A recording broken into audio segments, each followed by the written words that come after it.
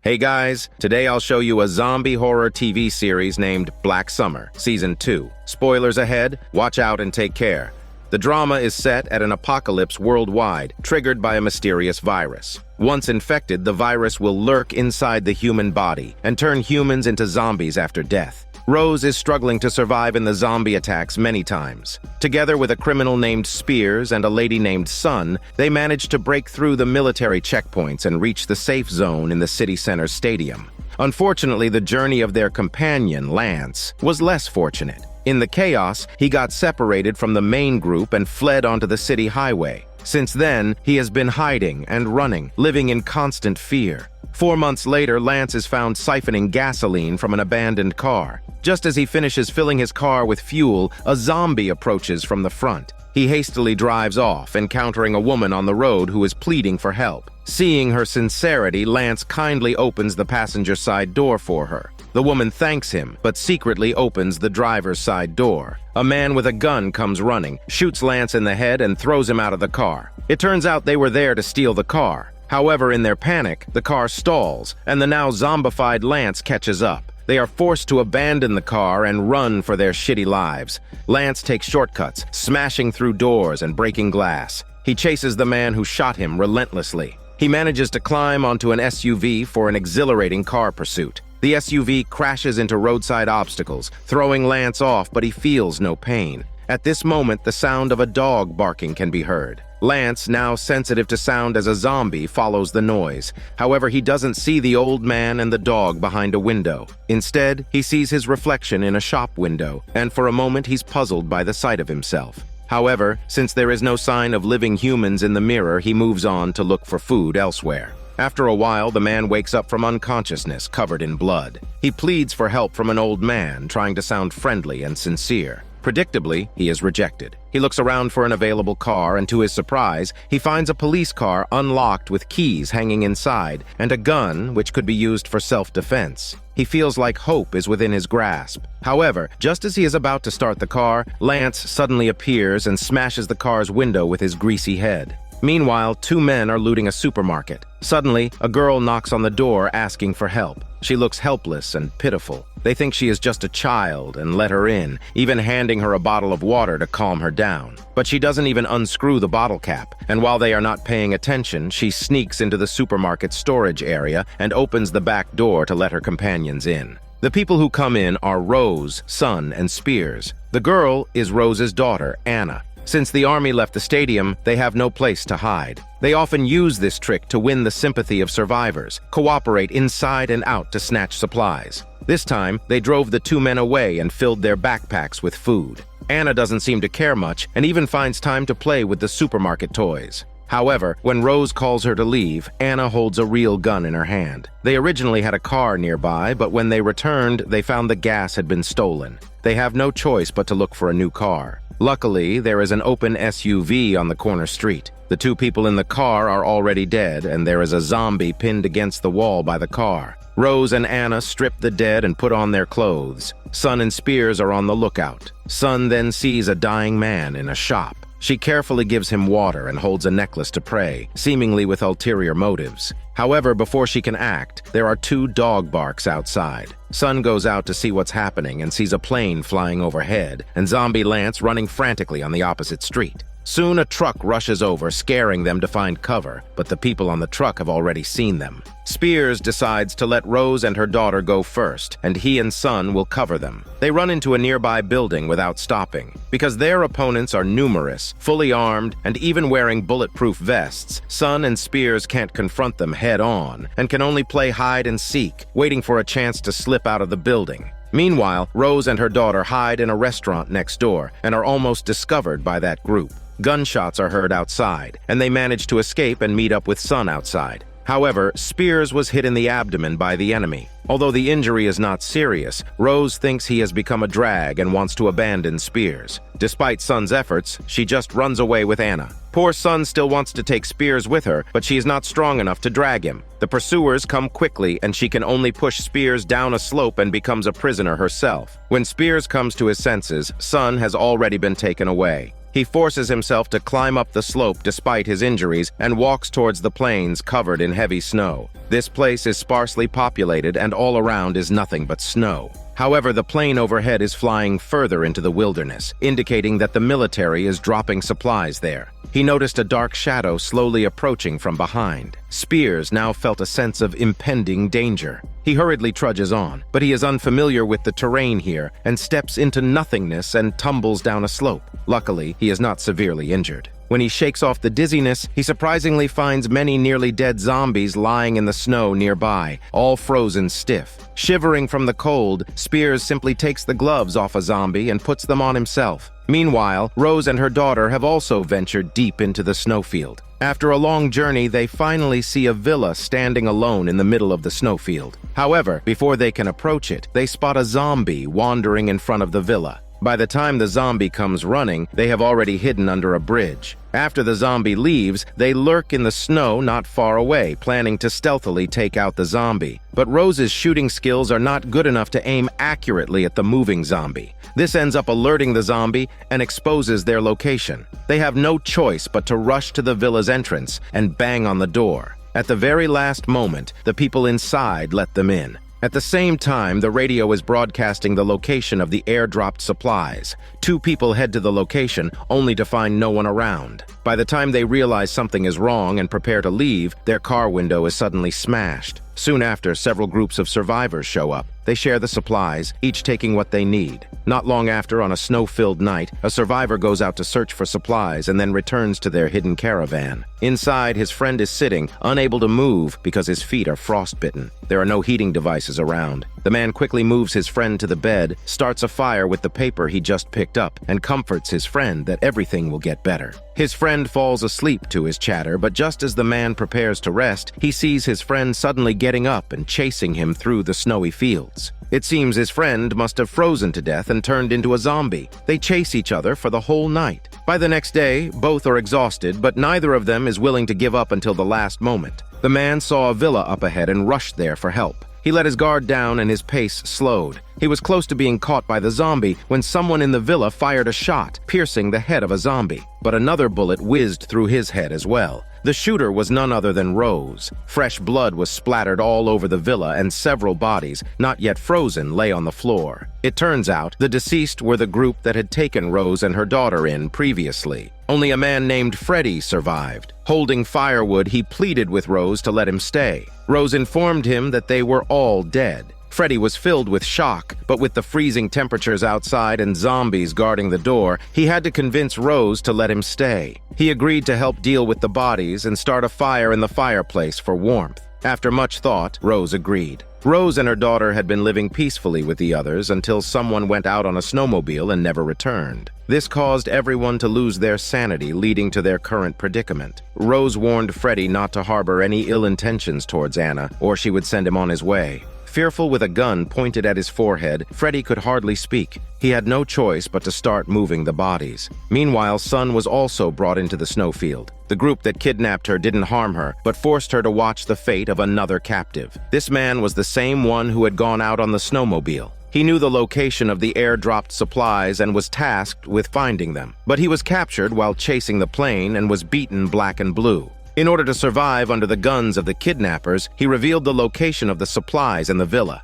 but the gang leader wanted him to lead the way. At this moment, another group approached stealthily. They were the ones who had previously robbed the weak of their supplies. The kidnappers were caught off guard, and a hail of bullets ensued in the snowfield. There was a fight among the survivors, and people were now turning into zombies one after another. The snowmobile man was unfortunately hit by a stray bullet and was not going to survive for long. Sun was taken away by the gang leader, who sped off in the direction of the plane. But just as they reached near the safe house, a bullet shot from inside hit the snowmobile. The vehicle lost control and tumbled down the hillside with them. As the kidnappers gradually left, the battle in the snowfield also came to an end. The snowmobile man sat on the ground, barely clinging to life. But no one paid attention to his injuries. Instead, they eagerly asked him in which direction the plane flew. The snowmobile man kept mum about this, demanding they give him water and take him to the villa. His wife was taking refuge there. Once he was reunited with her, he would reveal the location of the plane's landing. Water was precious, and it was a difficult decision for everyone. When they finally decided to agree to his request, the man suddenly turned into a zombie. Rose and her daughter Anna fled to the snowfields during the apocalypse, only to run into zombies. The people in the villa opened the door and let them in for shelter. However, just after one night, those who helped the mother and daughter were killed, with their fresh blood staining the floor. It was clear that a life-and-death struggle had taken place not long ago. A day earlier, two groups of people were sitting by the fire in the villa. Besides the snowmobile man and his wife Rhonda, there was an honest woman and a family of 3, including the mother and her 2 sons, Freddie and Sonny. The mother suffered from a rash and liked to scratch her neck when she had nothing to do. Sonny was neurotic and often bossy, although he was somewhat afraid of his mother. Even though others were displeased with him, they could only acquiesce because he had a gun. At this point, someone knocked on the door for help. It was Rose and Anna. Freddie quickly let them in. Rhonda and her husband invited them to warm themselves by the fire and asked if they were hungry. Rose sat by the fireplace, quiet and aloof. The mother quickly asked if they had any medicine for her itching rash. When she found out Rose had nothing, she turned her frustration towards Rhonda and her husband, saying that they had expected a pilot to drop supplies here, but there had been no sign of them for weeks. After Rhonda explained, she could only change the subject. Seeing his mother being mistreated, Sonny spoke harshly to Rhonda. The snowmobile man tried to mediate, explaining that they had been in contact with the pilot by radio, but due to unstable signals, they couldn't determine the exact time of the airdrop. They only knew there was a box outside where the supplies would be placed. Sonny then urged them to go find it, because his mother's rash needed to be treated as soon as possible. The mother looked at the sky, estimating there were about 4 or 5 hours left before dark, enough time for a round trip. Moreover, they had a vehicle, but Rhonda disagreed, saying it was too dangerous to go out after dark and they could wait until tomorrow. Unfortunately, she had no gun and therefore no say in the decision. Under the pressure of Rose and Sonny, the snowmobile man reluctantly agreed to go for the supplies. Seeing the tense atmosphere, Anna interrupted the conversation, saying she wanted to use the bathroom and then went upstairs alone. The scene shifts to an office on the 2nd floor, where a man is found hiding against the wall, unnoticed by anyone. As Anna returns to the lobby on the 1st floor, the argument is still ongoing. Rhonda, worried for her husband's safety, proposes that someone accompany him. Sonny volunteers his brother Freddie, but their mother sternly refuses. Sonny then orders Rose to assist. Rose naturally refuses to risk her life outside. In the end, the snowmobile man goes alone in search of supplies. Seizing a moment when the zombies outside are distracted, he slips into the nearby garage and drives off on a snowmobile, leaving a trail of dust behind him. He ends up falling into the hands of a group of kidnappers, gets hit by a stray bullet during the chaos, dies and turns into a snowmobile zombie. That night, the remaining people in the villa shelter huddled around the fireplace for warmth. Sonny and his mother share a bottle of wine. Although Freddie is her blood relative, he is excluded and doesn't get a sip. The old woman and Rhonda are knitting, while Rose and her daughter sit a bit away, playing cards. But because the snowmobile man has been gone for a long time, everyone is anxious. Sonny picks a quarrel with Rhonda and frequently points his gun at her. The old woman hurriedly offers food to defuse the situation, but Sonny's mother encourages Sonny to grill Rhonda, framing her that she has accomplices outside planning to capture them. Rhonda denies having any accomplices and urges everyone to stay calm, saying that it's easy to lose one's sanity when cold and hungry. Sonny doesn't like hearing this and asks his mother for permission to kill Rhonda. Although she is selfish, she prevents her son from doing so at the last minute. Just then, a plane flies overhead and everyone stands up to listen. Under Sonny's pressure, Rhonda and Freddie head upstairs to try to contact the pilot via the radio. The pilot belongs to the Army's rescue force. Unfortunately, the signal is very weak. Despite multiple attempts, Rhonda can't get a response. During the wait, she chats with Freddie, expressing her sympathy for him. She acknowledges it must be tough living with his neurotic brother. Freddie, however, has grown accustomed to it and doesn't feel overly burdened. After all, he doesn't believe he himself is much of a good person. At this moment, Sonny comes over to check on their progress, forcing Rhonda and Freddie to continue their attempts to call for help. However, Sonny abruptly changes his mind, urging them to head downstairs. As Rhonda reaches the hallway, she notices her axe is missing, a tool she had kept for self-defense.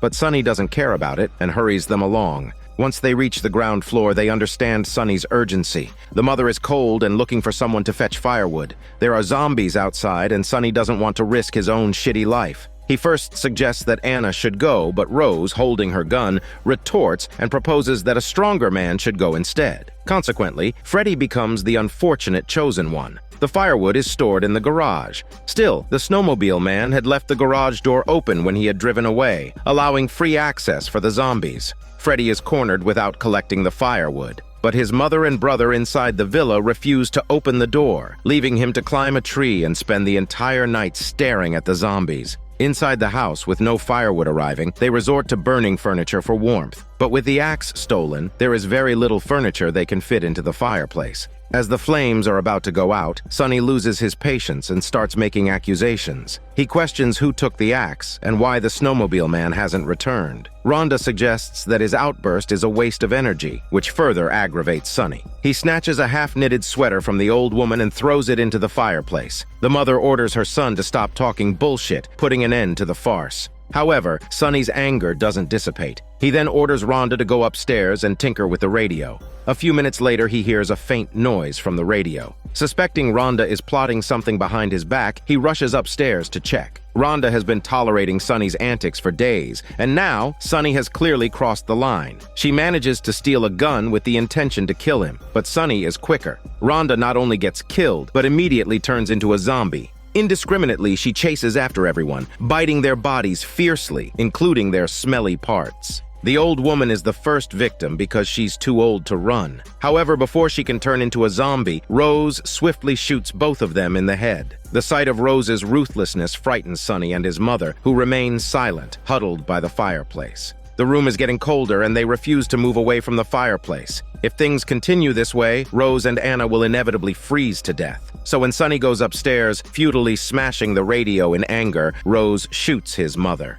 At the same time, Anna deals with Sunny, ending his bullying life. After that, the mother and daughter drink their wine, warming themselves by the fire until it dies out. Then they find a bed to share, huddling together for warmth. The next day, the man who had been hiding in the house appears. He approaches their room with the axe, but doesn't make a move to harm them. Sun, who had fallen down the hillside, wakes up from unconsciousness. All the people who had kidnapped her are gathered together. These people weren't kidnappers before. They were legitimate U.S. Army soldiers. Therefore, they had a plan when they decided to seize the villa. They intended to break through directly. Although they encountered zombies along the way, they easily dealt with them due to their superior numbers. Afterwards, they hid behind nearby obstacles. At this point, a scout returns to report the situation. The windows on the foundation of the villa lead directly to the basement. Behind it lay 4 bodies with headshots. According to the snowmobile man, there should be 3 people inside the house now, and they all have guns. The army chief decides to negotiate first. He sends Sun forward with a handkerchief raised high, signaling a ceasefire and a request for negotiations. If the people inside let them in, everyone could coexist peacefully. Otherwise, the troops will storm the villa and leave no survivors.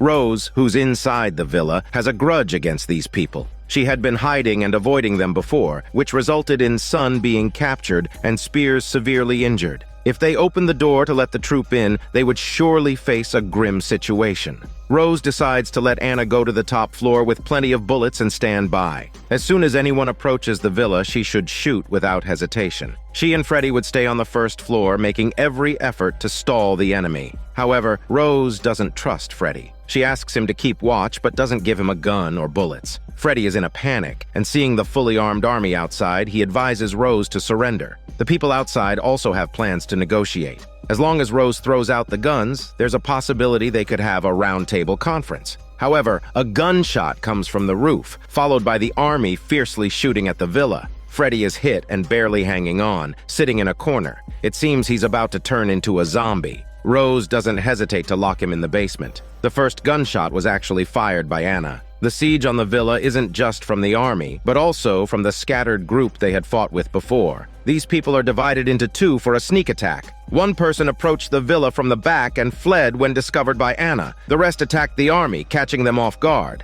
However, due to inadequate equipment, both sides are stuck in a stalemate. While the teammates are fighting in the front, a handsome man wearing a cap sneaks into the greenhouse. He slips into the basement from the greenhouse and runs into the zombie-transformed Freddy. He gets bitten a few times but manages to kill the zombie. However, he knows he'll eventually turn into a zombie himself. Unable to accept this ugly zombie fate, he ends his handsome life with his gun. Meanwhile, Sun, with her hands tied, awkwardly hides amidst the chaos. She had hoped to escape from the army, but was caught again after only a few steps. She was then taken along with a squad that infiltrated the basement through the basement windows. A bloody incident had just occurred there. After the army had dealt with the ambushers, it was supposed to be safe. However, because the dead could turn into zombies due to the lurking virus, the situation was actually more chaotic than imagined. Those who killed the enemy might end up killing their teammates. The injured, even if they didn't turn into zombies, would be shot in the head. After the army left, another zombie appeared in the basement, frightening Sun into breaking the railing to escape. She fled into the first-floor hall, but was discovered anyway, nearly becoming a victim under the gunfire. At the critical moment, a member of the scattered team saved her life. Just then, a zombie threw the girl down. Sun rushed to pull off the zombie, and then the girl shot the zombie in the head. Originally, the two worked seamlessly together. Sun thought she had found a comrade, but when a plane flew overhead and the army chief found her after the sweep, the girl pointed her gun at Sun, signifying her not to make resistance. It turns out that the girl only allies with the strong, truly a typical fence-sitter in the apocalypse. On the other side, Rose didn't confront anyone head-on. She ran to the top floor in the chaos and met up with her daughter, hiding secretly in a bathtub. However, they were not discovered by the army, but by the man who stole the axe. The man, Boone, saw Rose loading her gun and hastily made a silence gesture before he could explain. But while he was gesturing, two soldiers found him. However, they heard the sound of a plane and ran out to find their leader. After everyone left, Boone told Rose not to shoot him because he knew the pilot and the location of the airport, promising that he would lead them to the supplies and could also arrange for her two to get on the plane. So Rose pointed her gun at Boone and had him lead the way. On the other side, cold and starving, Spears picks up a discarded bag, hoping to find stray crumbs of potato chips inside. But he comes up empty-handed. As he moves on to search a nearby car, he notices a truck approaching. To avoid potential danger, Spears quickly hides behind some trees. However, when the truck departs, he realizes he's been spotted by a figure who's been shadowing him, a man bearing a machine gun. Alert, Spears readies his knife, but the stranger throws out water to him. He then introduces himself as Bress, claiming that he knew him. Spears drinks the water but remains wary, asking Bress if he knew his name. Bress changes his story, saying he only remembers faces. He warns Spears not to continue on his present path as it will lead to trouble. He claims to know of a better place and offers to guide Spears there, suggesting they team up in a world where hunger often leads people to resort to cannibalism. But Spears is hesitant to trust Bress. But when Bress pulls out a map and begins to plan their route, Spears decides to accompany him, thinking that if worse comes to worst, he could always die and become a zombie. Thus, the two men set off. They avoid main roads and opt for the paths through the forest. Bress shows a knack for foraging and quickly spots a rabbit nearby. But as they prepare to hunt, a Ferrari horse crosses the road in front of them. Spears wants to seize the horse for transportation, like a Ferrari sports car, but Bress fears he might not kill the horse with one shot, causing the horse to flee and wasting a bullet. They watch helplessly as the horse leaves, also missing out on their chance to kill the rabbit. When they are at their wits' end, they hear the growl of a zombie nearby. Cautiously, they go to investigate and find a zombie trapped under a tree. A stuffed backpack lies nearby. After killing the zombie, they find a bottle of liquor, a pistol, and a flint for making fire in the wild in the backpack. Bress hands the pistol to Spears, treating him like a true companion. Touched, Spears feels a renewed sense of camaraderie. The two men quickly make a fire, warming themselves around it during the cold night. They share the bottle of liquor they found earlier to boost their spirits. Bress takes out a bar of nut chocolate and gives half to Spears. However, Spears is allergic to nuts. Despite his hunger, he dares not eat it. This trait reminds Bress of a business dealer from his hometown. The dealer had a younger brother who was also allergic to nuts. Once after eating a peanut butter sandwich, he swelled up like a meat balloon. Bress asks Spears if he's the dealer's brother. After a few sips of liquor, Spears admits it, and this explains why Spears looks familiar to Bress. In reality, Spears' older brother was a gemstone dealer. Bress was one of those laborers. The lives of these workers were not valued at all. Spears, being arrogant, killed quite a few of his underlings who didn't obey him, including Bress's friend. But now, in the apocalypse, Bress does not seek revenge. He only wants to know where the money the gemstone dealer made was hidden. This was also what the army troop wanted to figure out previously. Spears doesn't want to discuss it, and Bress doesn't press further. Both men are holding a grudge, so they decide to settle it with a fight in bare muscles. Spears gets choked out and lies unconscious until midnight, waking up to the sound of horses neighing, occasional gunfire, and zombie growls. They quickly flee in the opposite direction and hide under a tree to avoid the rain. At this point, Brez makes a promise to Spears, claiming that his destination is a hotel stocked with a year's worth of food, plenty of weapons and ammunition, enough for fighting against zombies. Spears doesn't take it seriously. While surveying the surroundings, he discovers a creepy wooden sign hanging from a tree. It resembles a human eye. Fearful, the two quickly pack their bags and leave in the rain. Along the way, they encounter a zombie and break into a run, but the zombie moves too fast and tackles Bress.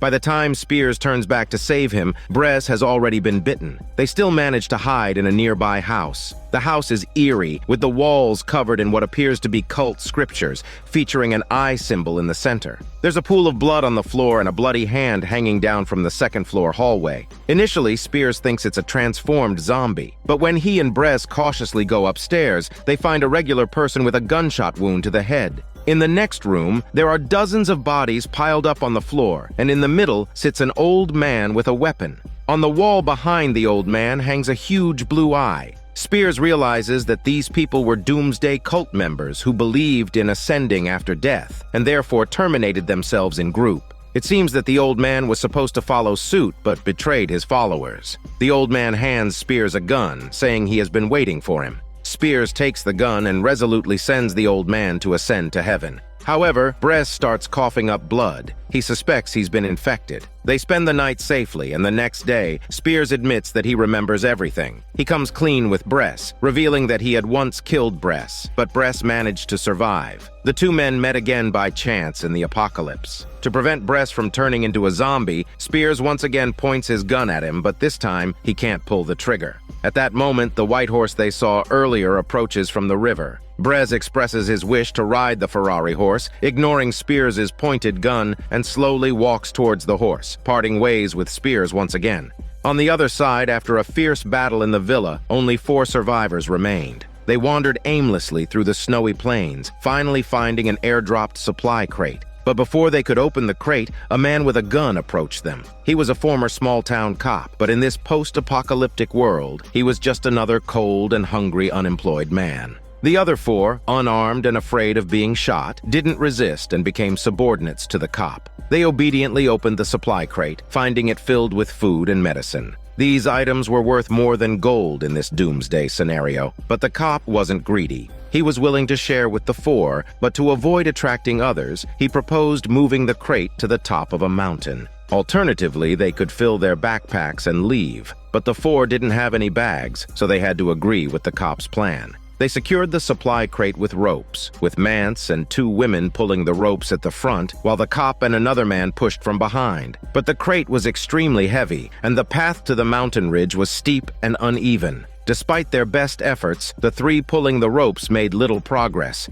The 2 women, feeling resentful, pretended to fall and let go of the ropes. Seeing the situation, Mance also cut the rope around his waist, and the supply crate rolled down the mountain slope. The cop and his companion at the back were crushed by the crate. As a result, the cop was severely injured, and the other guy had died and turned into a zombie. He didn't have time to escape and was quickly devoured by the zombie, ending his policing life. Meanwhile, Sun and her team also found the supply crate, but came across another group, which had only 3 people while Sun's group had 4. With the advantage in numbers, Sun pried open the crate. Instead of food, it was filled with weapons and ammunition. Although it wasn't what they had hoped for, it was still a valuable tool for self-defense. The other group proposed that they distribute the items, but their leader refused. He planned to choose what he wanted first and then leave the rest for them. The 3, seeing that the tough leader was not to be trifled with, reluctantly agreed. However, while Sun's group was sorting out the supplies, Andrew, one of the 3, unexpectedly shot 1 henchman.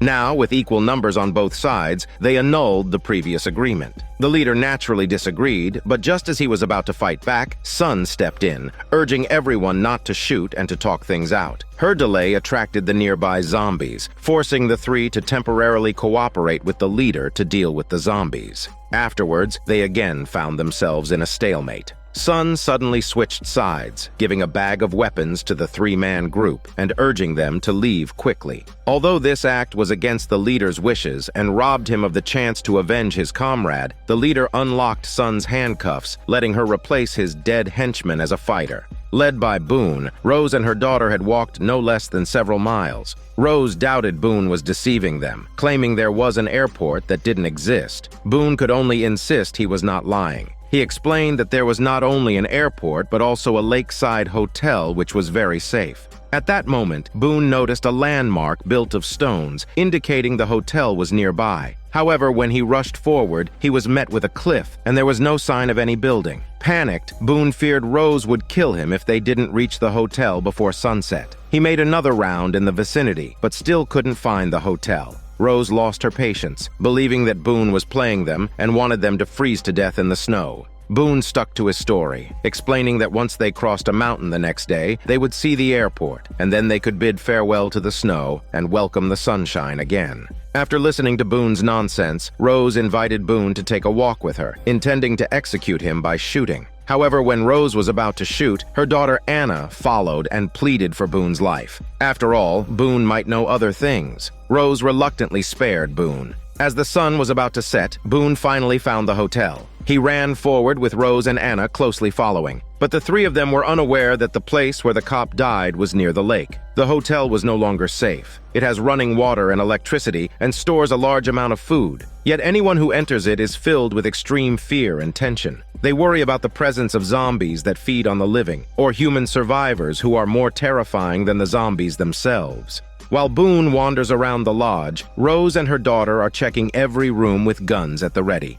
It isn't until they confirm there's no danger that they enter a room to rest. Rose lets her guard down, taking a bath and washing her hair, and even telling her daughter a bedtime story as usual. But Anna behaves out of the ordinary, asking her mother if they will leave the next day. Even after receiving a confirmation, she still holds her gun, guarding the door. That night, while Rose sleeps soundly, Anna stays awake, too scared to sleep. Suddenly, strange noises come from outside. Anna takes her gun and goes to investigate. As she walks through the empty corridors, she arrives at a side door on the first floor, only to find it strangely open. It turns out to be the door frame swinging in the night breeze. She closes the door and feels relieved in front of the glass, releasing her long, suppressed fear. The next morning, before Rose wakes up, Anna hears noises outside again. Trembling, she holds her gun, seeing a dark figure lingering under the door. The sound of the door handle turning follows, but when the figure finds the door locked, it silently leaves. Anna thought it was Boone and went to push his door, only to find him sleeping like a snoring pig.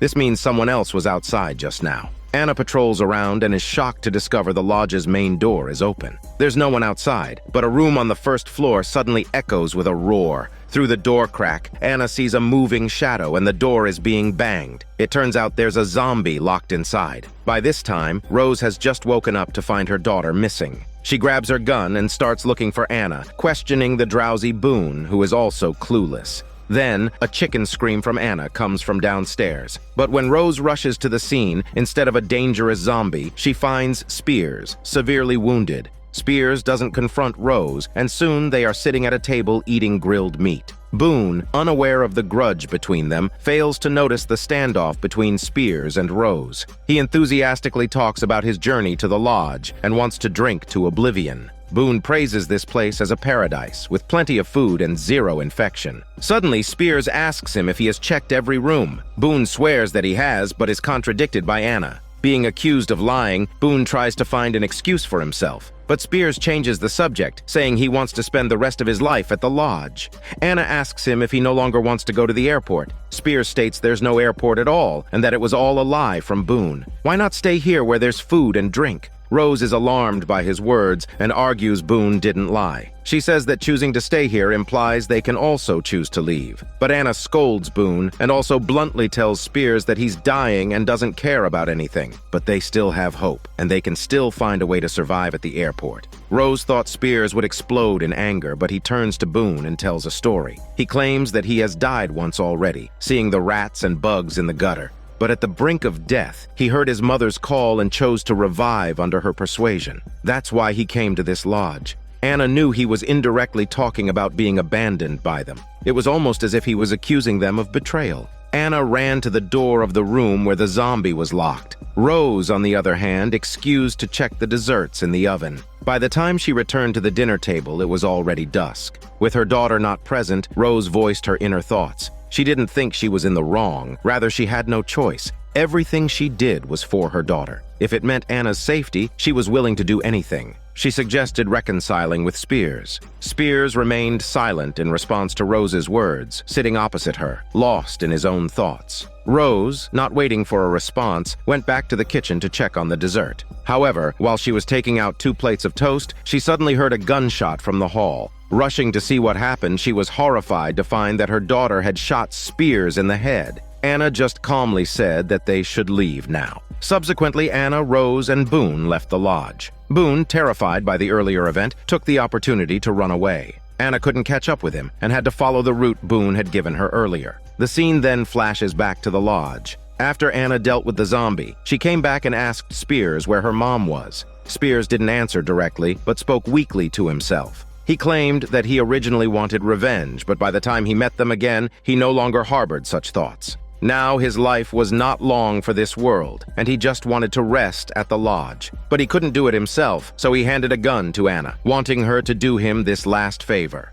This gun belonged to the evil old man. Spears had used it to get rid of the old man, and now he wanted to die by the same gun. It seemed that Spears' seeking death was somewhat influenced by the cult's suicidal actions. Anna was deeply moved by this scene. She was indeed wary of Spears, but to actually kill an old friend was too much to bear. In the end, Anna chose to pull the trigger. When she and her mother arrived at the airport, Anna disclosed the whole story. Rose didn't want to talk about it anymore. Both mother and daughter were upset for a time. Just then, a zombie rushed out from a corner. They quickly hid, only to realize that the zombie was Boone, who had turned into a zombie. It turned out, after leaving the group, Boone encountered Andrew and his gang. He was captured by them, revealed all the secrets, and even led them to the airport. Andrew had initially promised Boone freedom, but he suddenly turned on him, killing him and turning him into a zombie in order to delay other survivors. On the other side, the 2 women who had abandoned the supply box encountered Mance at the airport. Mance was furiously looking for a confrontation, but the 3 were chased by the zombie Boone and had to reluctantly cooperate to survive. Just as Mance thought he had found allies, one of the women fell and injured herself while trying to escape, quickly bleeding to death and turning into an ugly zombie. The other woman was accidentally bitten and also turned into a zombie, but a sexy one. Meanwhile, Rose and her daughter, while searching for an airplane, ran into the army chief. In a moment of quick thinking, she hid all her bullets and surrendered with her hands up to win his trust, even willingly handing over all her food. However, before the chief could inspect the food, a herd of zombies suddenly rushed over. They had to take temporary shelter in a warehouse. But while the chief was blocking the door, Rose pointed her gun at him. In a twist of fate, there was suddenly a machine gun pointed at her from behind. The person holding the gun was Andrew. He was accompanied not only by his original 2 companions, but also by the chief's former subordinates. The chief greeted them familiarly, only to be ambushed and forced to kneel on the ground. It turned out his subordinates had betrayed him, choosing to cooperate with Andrew to survive. Andrew was vengeful, resenting the army chief for previous disputes over resources and therefore planned on beating him before the airplane arrived. The scene was so violent that Sun couldn't bear to watch. She looked at the bruises left on her wrist from handcuffs and felt a surge of hatred for the chief, choosing not to intervene. Just then, the guard outside started banging on the warehouse door. They thought something had gone wrong, but as soon as they opened the door, the guard had turned into a zombie and led a slew of zombies into the warehouse. The crowd began to shoot wildly and tried to escape, but Andrew and his group were infected by the zombies. In the end, only some of them came out alive. The chief, his face smeared with blood, raised his gun to shoot Rose, but just then, a rescue plane from the army arrived. Rose took advantage of the chief's distraction and pulled out her gun to shoot him, resulting in a car explosion that severely injured both of them. Rose could only let Sun take Anna and escape. She tried to kill herself before turning into a zombie, but ultimately couldn't do it. On the other side, the girl who only allied with the strong ran ahead with agility, but the plane was tackled by a chasing zombie. Anna changed her mind at the last minute and got Sun on the plane, choosing to stay behind to distract the zombies.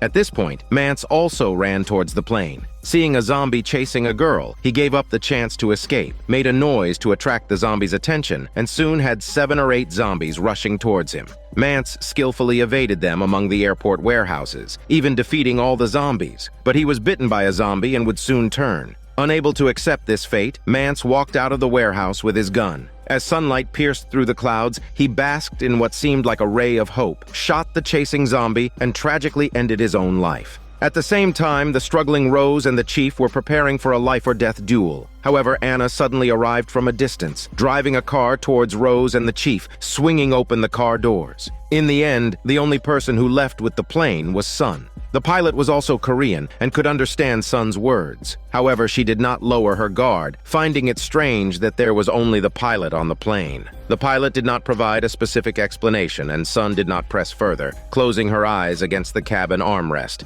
And here ends Season 2 of this drama. This is Daniel CC Movie Channel. Stay safe and enjoy your day.